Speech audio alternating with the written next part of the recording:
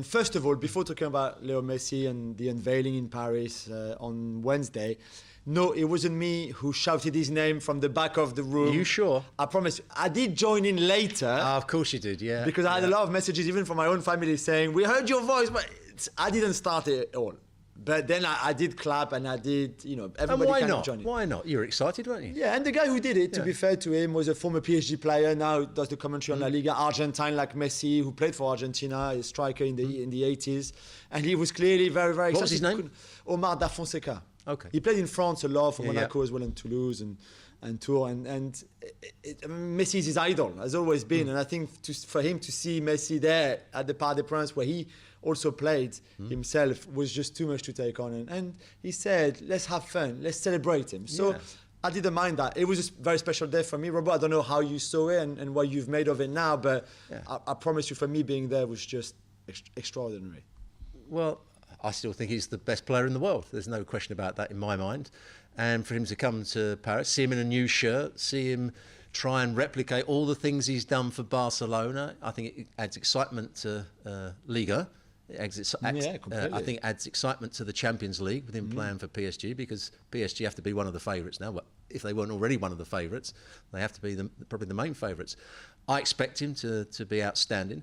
The things we haven't really spoken about, or people don't speak about, is when you've been... He's still a human being. He's a great footballer, but a human being. He's been at one club for 20-odd years. He's lived in the same place for 20-odd years. He's had his family with him for all those years. He's now got to change to a new country. He's got to move all his family. He's got to go find another school for anyone. That's not easy for anybody to do. And will that affect his performances on the pitch? I hope not. But it might affect his mentality, and that's something that nobody really talks about. Yeah, no, you're right, and I think the club are very much aware. They're doing everything, like, we're going to find a school for the children, we're going to help you find a house. Do you want to live near Di Maria, so central Paris? Do you want to live near Neymar, which is a bit more in the suburbs, where you've got bigger houses? I'd live nearer to Di Maria than Neymar. Potentially. Security, because a few players that had burglaries recently. Don't worry, we've taken care of it now. It's no problem. So they've been very, very, and you saw yesterday, I mean, it felt like God was entering the stadium. It really did. The fans were incredible. And Paris is a city where football is great, and they've always loved it. But there's so much else to do that this is not, they don't live, the passion is not as big as in Marseille, for example, or in... in even Lens in the north of France. Even when we were doing the European Championships in 2016, you'd go to Marseille and the noise inside that stadium was unbelievable compared with when you went to Paris. Yeah, so, but I've never seen, and this is my city, like this for a player. And of course, it's Messi, but Ronaldinho, Zlatan, Beckham, I don't know, Neymar even, it was nowhere near that crazy. No. The Messi mania was just incredible on Wednesday, and they were queuing for hours and hours for shirts that was sold out in 2 hours anyway, but they were still queuing to get the t-shirt instead or whatever. And I just think it's incredible, and I want to see now when he plays. And is there something in the back of your mind though that wishes that this was 2-3 years ago? Is there a worry that he might slightly be coming down? Maybe,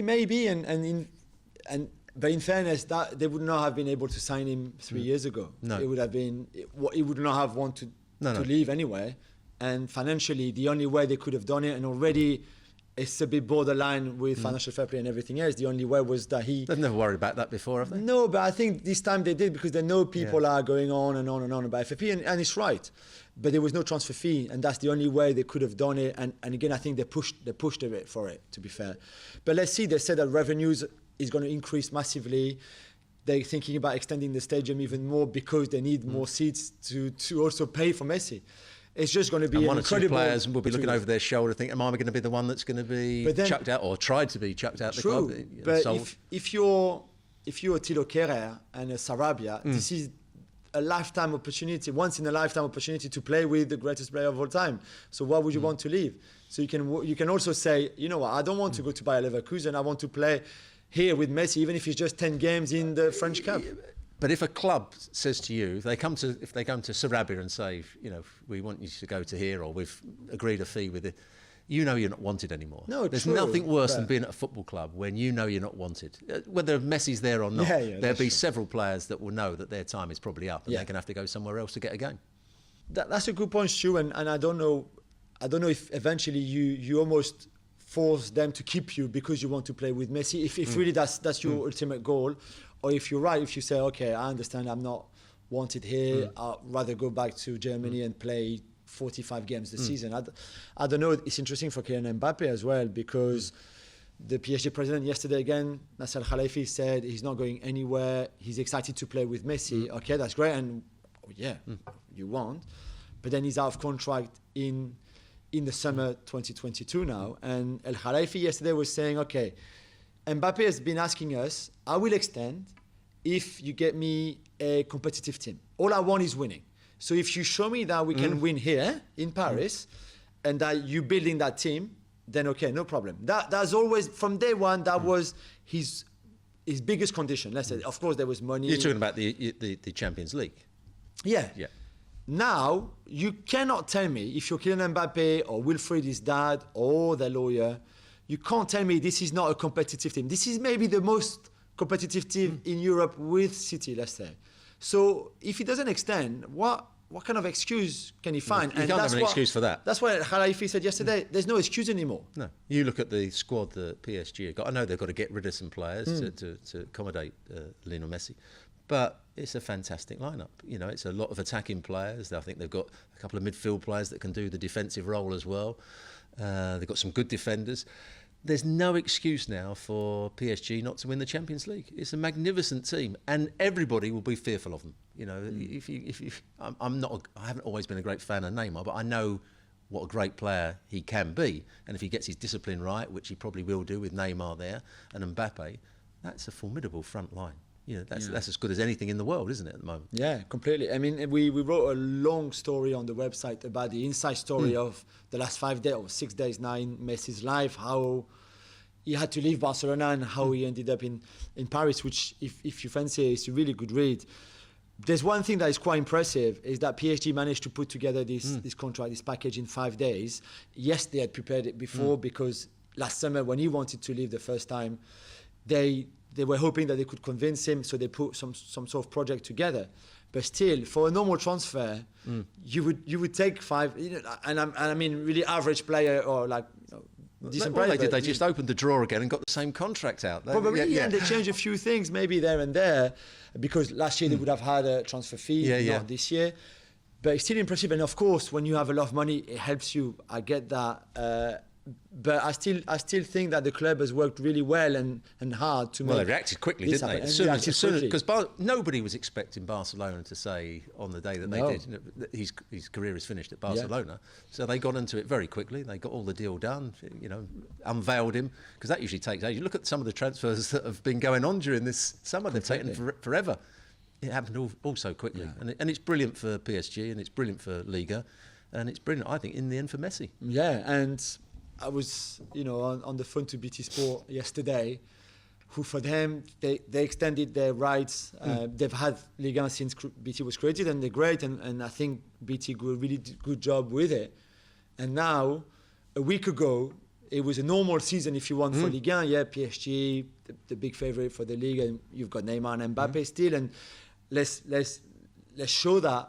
And now suddenly you've got Messi coming, and you will have Messi on BT Sport like every weekend in the league, in the Champions League as well. And for those broadcasters all around the world, and also in France, Canal Plus didn't want their games.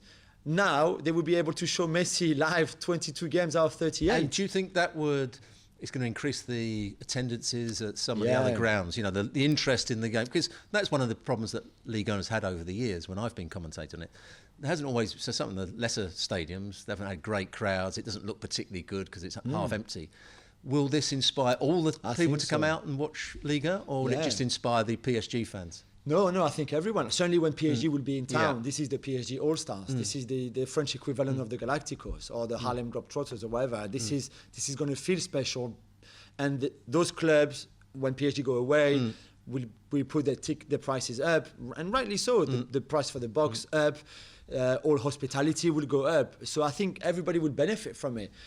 PSG even more, of course. We saw the shirt again, the sales incredible, the revenues. We saw Sergio Ramos saying, hey, who would have told us, when they had all those battles Real Madrid against Barcelona in La Liga, and now the teammates, even Sergio Ramos saying, if you don't want to stay at the hotel, come and live with us. We found a house, have the whole family coming over. And this is what football does, I guess. But this is an incredible story, really, that I don't think, certainly for French football, will ever be beaten. So it's Lille for the title again then? Bordeaux. Yeah. I don't know. I mean, I don't even want to even think about what can happen because, PSG can walk that title. But I still think that Lyon are doing a good job. Shaqiri is on his way. Marseille doing a good job. Lille would be good. Nice would be good. Monaco would be fantastic with Kovac. But yeah, this is PSG's Leo Messi. Pochettino, will he be able to mould them into a great side? You know, he's got to work around those players, hasn't he? He can't be the dictator. The players have almost got to have that sort of say as well in the side and how they play. Be interesting for Pochettino. Yeah, it was funny yesterday. Messi said we asked him a question about how was the phone call with Poch, and he said it was great. The fact that he's from Argentina helped massively. We've known each other for a long time. Blah blah blah, and he also said, he mentioned his philosophy and his and the style of play, what he wants to do, and that's all great.